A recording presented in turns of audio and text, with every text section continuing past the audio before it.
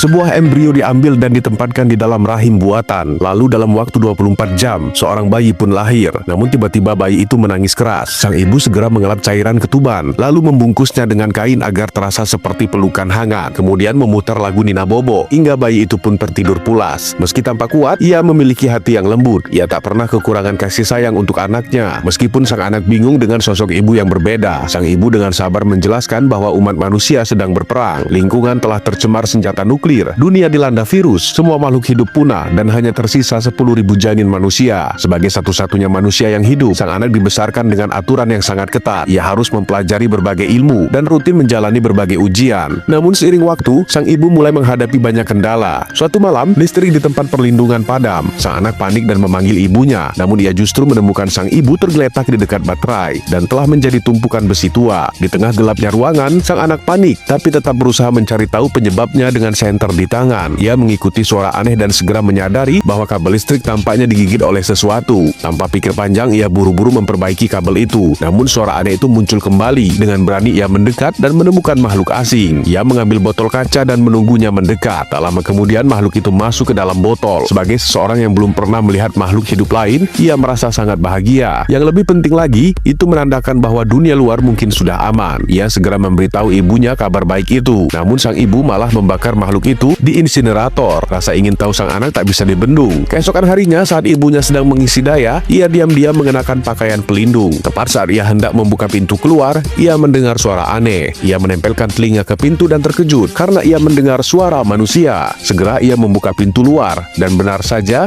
ada seorang manusia sama seperti dirinya. Namun di saat yang sama, alarm membangunkan sang ibu. Mendengar alarm berbunyi, sang anak langsung teringat apa yang terjadi pada makhluk semalam. Ia menghentikan ibunya dan untuk pertama kalinya berbohong. Untungnya ibunya percaya dan pergi. Ia lalu membawa perempuan itu ke ruang peralatan dan segera menuju ruang medis untuk mengambil obat. Namun baru saja ia pergi, sang ibu datang. Saat perempuan itu melihat sang ibu, ia ketakutan dan langsung mengacungkan senjata.